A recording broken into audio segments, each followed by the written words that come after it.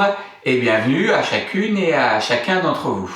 Dans cette nouvelle vidéo, toujours en nous appuyant sur les résultats de l'enquête Cevipof Sciences Po Ipsos, nous allons regarder quelle est la confiance que les salariés expriment vis-à-vis des différents acteurs de l'entreprise, les acteurs internes, les collègues, la direction, naturellement les représentants du personnel.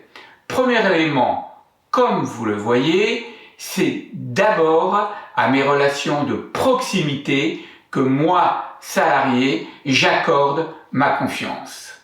Plus de 3 salariés sur 4 font confiance à leurs collègues ou à leurs relations quotidiennes de travail et plus également de 60% font confiance aux responsables hiérarchiques.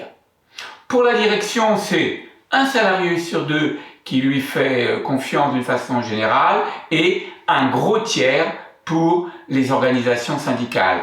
Alors, pour ces organisations, on peut voir le verre à moitié vide ou à moitié plein. À moitié vide, c'est vrai qu'il arrive le représentant du personnel, derrière donc le collègue, le responsable hiérarchique et même la direction. À moitié plein, c'est le corps intermédiaire dans lequel les salariés ont le plus confiance. Les réseaux sociaux, les partis politiques arrivent loin derrière. Deuxième élément, de façon plus opérationnelle, de façon plus concrète, si j'ai un intérêt à défendre, à qui je vais faire confiance pour défendre cet intérêt? Là aussi, nous voyons que la relation de proximité est privilégiée et que donc je vais d'abord penser à me coordonner avec mes collègues ou là aussi mes relations de travail habituelles pour porter ma réclamation.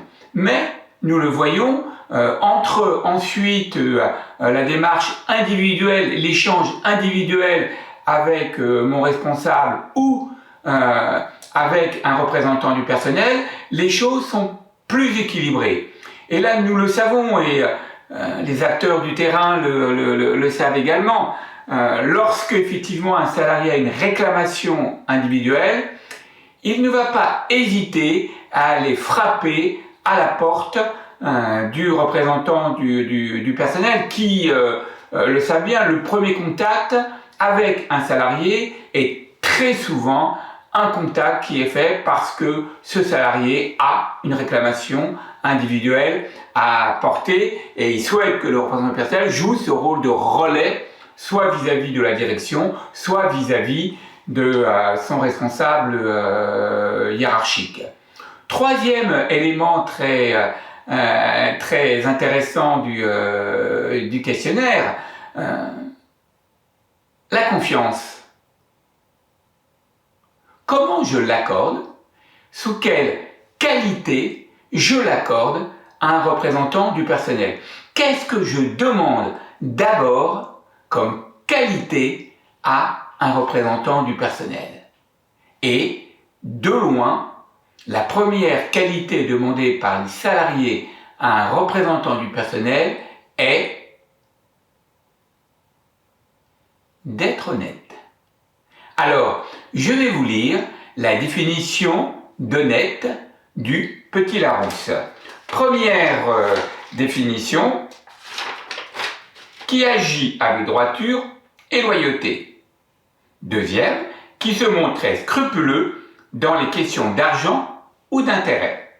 Troisième, qui agit, parle conformément à sa pensée, qui est de bonne foi. Je vous livre ces définitions, je vous laisse y réfléchir et je vous donne rendez-vous pour une nouvelle vidéo. D'ici là, n'hésitez pas à vous abonner à Grenelle, invitation au dialogue social. Merci beaucoup.